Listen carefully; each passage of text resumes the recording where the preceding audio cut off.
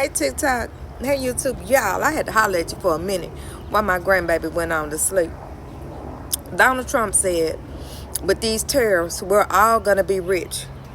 The MAGA is saying, if we'll just sit back and wait a minute, we're all gonna be rich. Houseway, if I work at, let's say I work at Crystals. That's a fast food restaurant in Tennessee. Say I work at Crystals and I make minimum wage $7.95 an hour. How are y'all gonna come in and make my $7.95 an hour go into $1 million? I'll wait. How you gonna make me rich, Sway? I'm making $7.95 an hour. I'm working 60 hours a week. Never seeing my kids, but you gonna make me rich. How are you gonna do that? This is what I don't understand. Why we don't make these Congress people answer those questions. When Donald J. Trump and them MAGA congressmen start talking about making us into trillionaires and we work at Crystals, ask them how. You got to put some meat on them bones. I want to know the details. How you gonna make me rich legally? I want to know. And no reporter ever asked him. They just let him talk and talk and talk.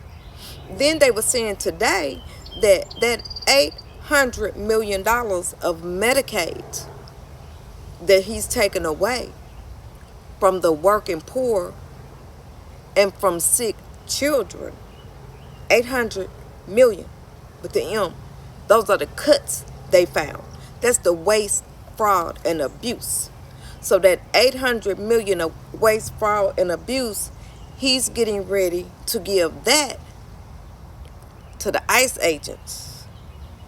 Those ICE agents are going to make $40,000 bonuses for rounding up citizens, for rounding up, because the Congress just passed that the House did, that he can deport citizens. And so they're going to make all of this money for rounding up citizens because they don't put no hard work in. They, like back in the day, they used to always say that if you got robbed in Memphis, that they would just sit in the car and be like, come on, man, you know what it is. Come on, man. Run me that coin. Come on. You know what it is. They wouldn't even get out the car because they would be so lazy. Donald J. Trump and his very man of thugs is so lazy, he just want us to run him that coin without putting in no hard work, y'all. He want us to make it rain, but he ain't gonna put in no hard work. He's gonna go and pick people up in their homes, dreamers that have signed up for citizenship. He's gonna pick those people up, deport them to El Salvador to never be seen again, to who knows what, and then tell us that he's saving us from fentanyl. Y'all make that make sense. Make that make sense. See, that's what I'm talking about being woke. Because if you was awake and you were truly paying attention, they wouldn't have been able to pull this wool over America's eyes. And I'm glad that Kamala's back. Because if I was her, because I'm petty, baby, I'm Scorpio petty. And every time you look around, I'd be like, I told y'all he was going to do this. Had you voted for me, you would have had this, and this, but you voted for him. See, that's how petty I am. Because I don't feel like America need to be coddled, patted on the back. Oh, my God, they made a mistake. No, you MFers knew exactly what you was doing. But you didn't know you was going to bring your sales down. Same as those businessmen. They didn't know it was going to cut into their bottom line.